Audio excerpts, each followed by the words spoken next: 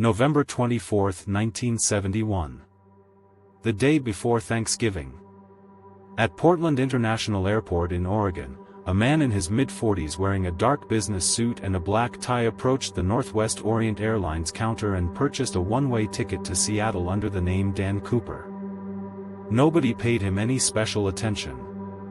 He looked like any other businessman traveling for the holiday. Flight 305 took off from Portland at 2:18 in the afternoon with 36 passengers and 6 crew members. It was a short domestic flight. Seattle was only about an hour away. The man who had boarded as Dan Cooper took a seat at the back of the plane, ordered a bourbon and soda, and waited. When the plane reached cruising altitude, he handed a note to the flight attendant. The note told the flight attendant that he had a bomb. He opened his briefcase briefly to show her what appeared to be red cylinders, wires, and a battery. He made his demands clear: $200,000 in unmarked $20 bills, 4 parachutes, and a fuel truck standing by in Seattle to refuel the aircraft for another flight. He wanted everything ready when the plane landed. He was calm throughout. His manner was described as polite, even cordial. The FBI and airline officials scrambled. The decision was made to comply.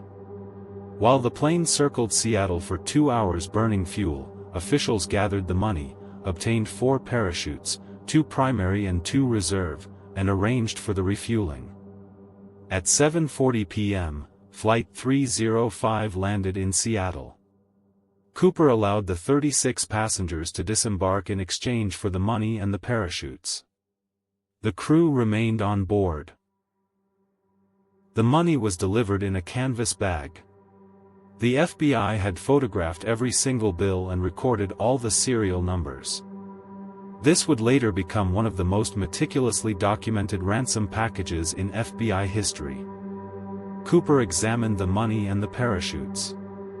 He seemed to know what he was looking at when he checked the parachutes. He handled them like someone with experience. With the passengers gone and the ransom paid, Cooper gave new instructions. He demanded to be flown to Mexico. The plane took off at 7:45 p.m. with only the pilot, co-pilot, a flight engineer, and 1 flight attendant in the front of the aircraft. Cooper ordered the flight attendant to go to the cockpit and stay there. He told the crew to fly at the lowest safe altitude, around 10,000 feet, and to keep the landing gear down, slowing the aircraft. At around 8 p.m., with the aircraft somewhere over the wilderness of southern Washington state or northern Oregon, a pressure change was detected in the cabin. An indicator light showed that the rear air stair of the aircraft had been deployed and opened. Cooper had jumped.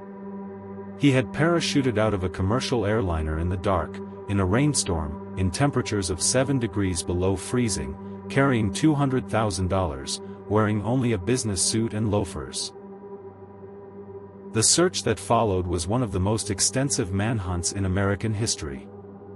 Military aircraft, FBI agents, and hundreds of soldiers swept the heavily forested terrain of the Pacific Northwest.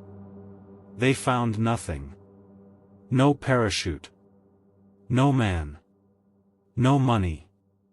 The wilderness Cooper had jumped into was vast, deep forests, steep ravines, and rivers that would have been running fast and cold in late November. Survival was considered extremely unlikely. The FBI case was codenamed Norjack, Northwest Hijacking. Over 5 decades, investigators have reviewed more than 1,000 suspects, conducted hundreds of interviews, and analyzed countless pieces of evidence. No confirmed identification has ever been made. The composite sketch of Cooper, a middle-aged white man with dark hair and sunglasses, became one of the most reproduced images in American criminal history. In February 1980, 8-year-old Brian Ingram was digging in the sand along the Columbia River near Vancouver, Washington, about 40 miles southwest of where Cooper had jumped.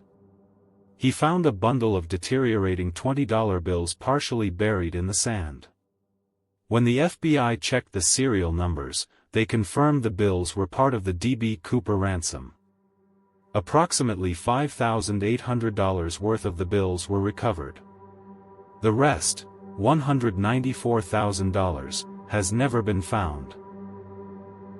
The condition of the recovered bills raised more questions than it answered. The bills had been partially buried and subjected to weathering.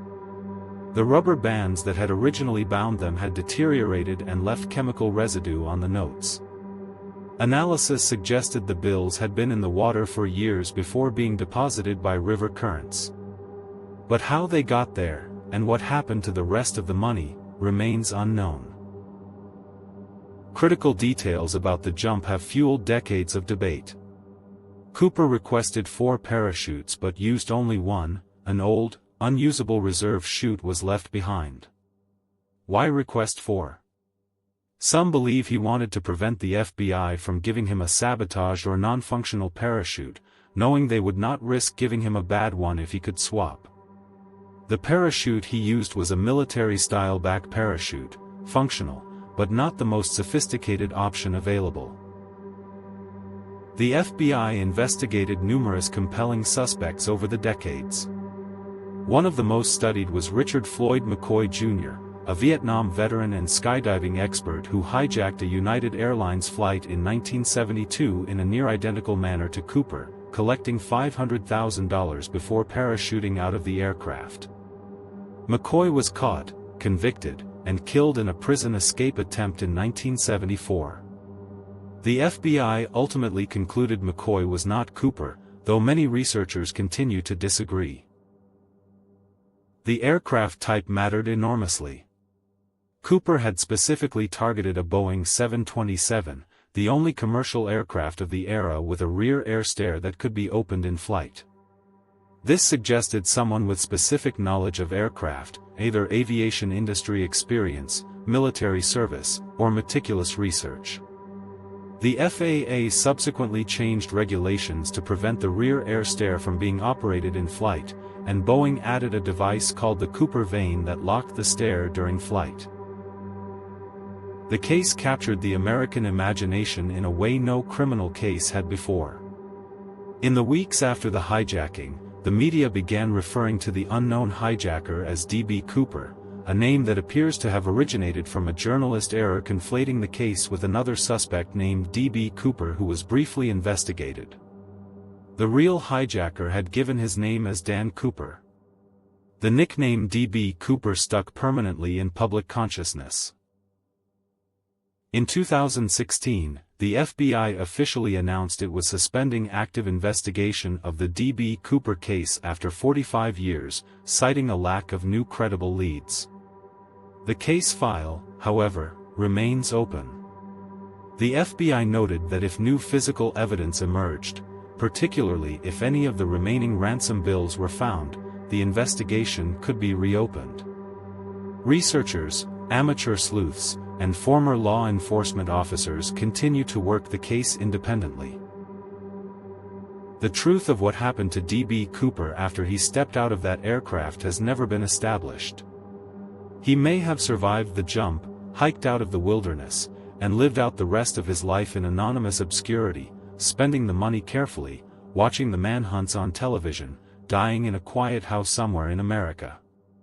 Or he may have died that night, his body and the money swallowed by the rivers and forests of the Pacific Northwest, never to be found.